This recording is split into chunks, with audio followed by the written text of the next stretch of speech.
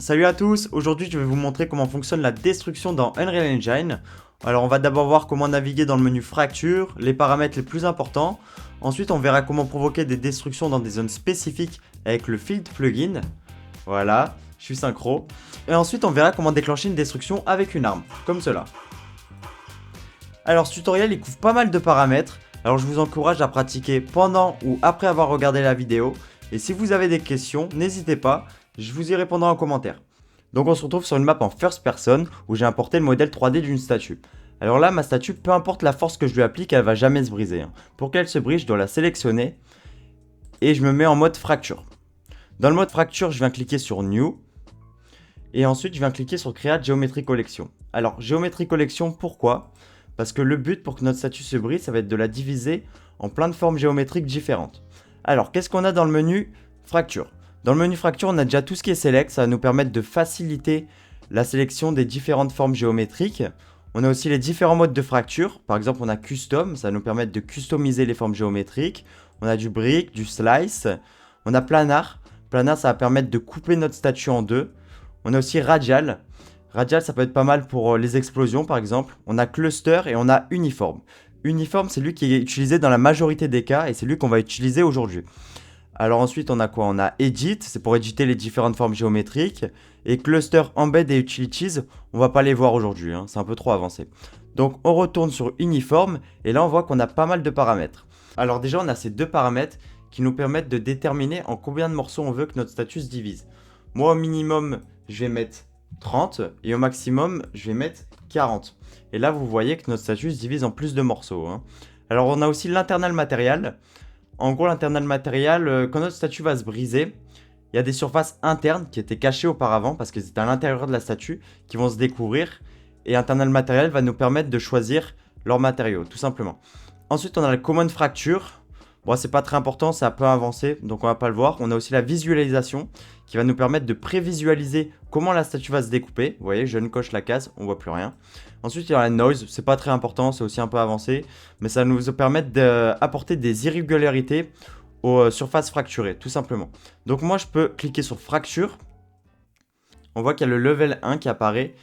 Et en combien de morceaux notre statue est divisée? Ici, c'est 27. Level 1, pourquoi? Parce que c'est la première fois qu'on divise nos statues, tout simplement. On voit aussi que ça apparaît dans la fracture hiérarchie. Et là, on voit bien nos 27 morceaux. Allez, j'ai oublié aussi de vous dire, on peut prévisualiser comment la statue va se fracturer avec l'explode amount. Et désolé de mon accent, il est vraiment pas bon. Et là, vous voyez, si j'augmente, on voit comment la statue va se fracturer. Alors moi, je vais fracturer la statue. Pour ça, je vais utiliser la physique du jeu. Donc, je viens juste surélever ma statue. Je vais appliquer une rotate pour maximiser l'impact. Ensuite, je viens cliquer sur les trois petits points et je vais cliquer sur Simulate. Et là, on voit bien que notre statue se brise. Alors maintenant, moi, je veux que mon haut de la statue se divise encore en plus de morceaux. Alors pour ça, on a plusieurs options. Par exemple, je peux sélectionner une zone précise et définir le nombre de morceaux que je veux. Mais moi, je veux sélectionner tout le haut du corps. Donc, je viens cliquer sur Interactive Sélection et je viens sélectionner tout le haut de mon corps. Une fois que c'est fait, je viens définir le nombre de fractures que je souhaite pour cette partie. Moi, je vais mettre à 60.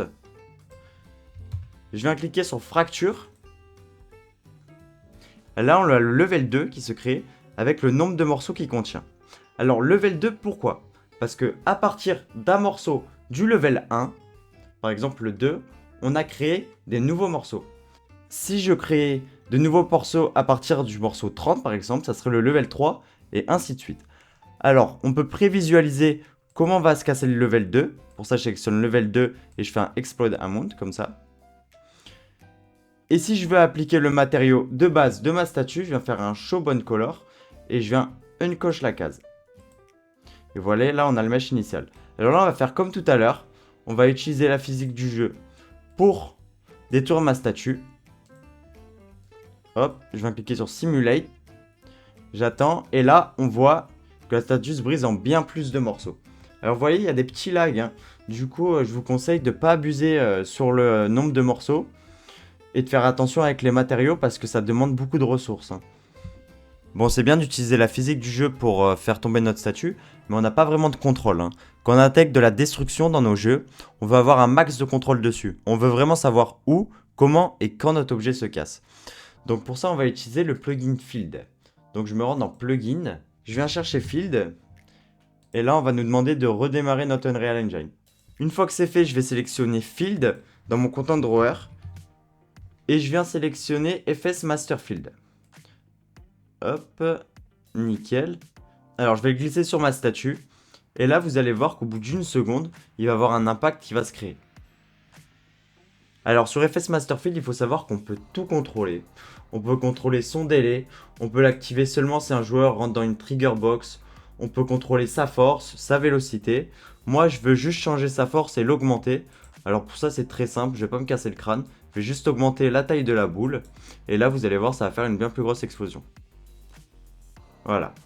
Alors, une fois que c'est fait, moi maintenant je vais vouloir protéger le bas de ma statue pour pas qu'elle se fasse toucher par l'explosion. Alors pour ça, je me rends dans le content drawer et je viens sélectionner FS Encore Field. Je vais augmenter sa taille. Bon, c'est peut-être un peu trop élevé, du coup je vais faire comme ça et je vais augmenter sa distance. Alors une fois que c'est fait, je viens sélectionner ma statue et je viens ajouter un élément à Initialization File. Oh, excusez-moi de mon accent anglais, c'est vraiment désastreux. Et là, je viens sélectionner FS Encore Field Generic. Alors je baisse quand même la taille de mon Master Field et vous allez voir, même si je glisse ma sphère en bas, le bas de la statue ne va pas se détruire.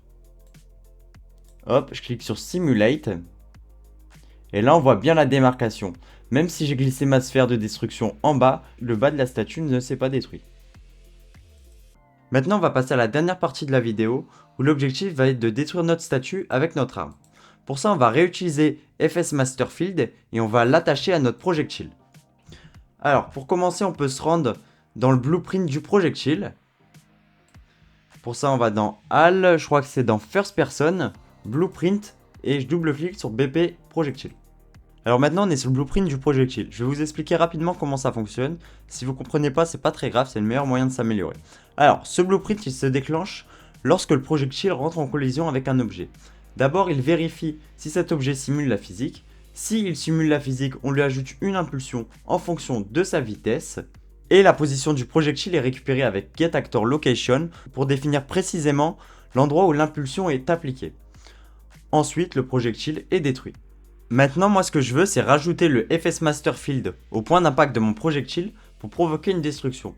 Alors pour ça, j'ajoute un custom event que je vais renommer Force et je vais appeler Spawn Actor from Class. En classe, je vais choisir FS Master Field et je viens relier mon Spawn Transform à mon event. Une fois que c'est fait, juste après Event Hit, je peux rajouter mon Custom Event Force. Je viens relier les pins d'exécution. Et je viens le relier à getActorTransform.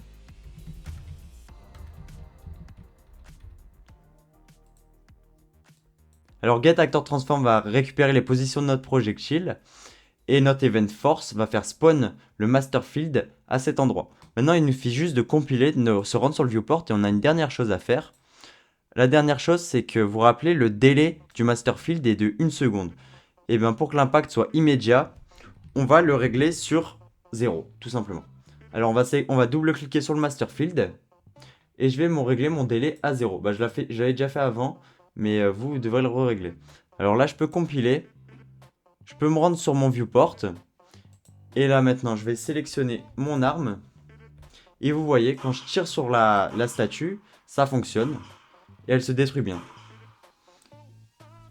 Voilà, c'est la fin du tuto. N'hésitez pas à vous abonner à la chaîne si vous avez bien aimé le tuto. Pour ceux qui veulent vraiment s'améliorer sur Unreal Engine, je vous conseille les formations de Tisma. Et moi, je vous dis à dimanche pour une nouvelle vidéo. Bye!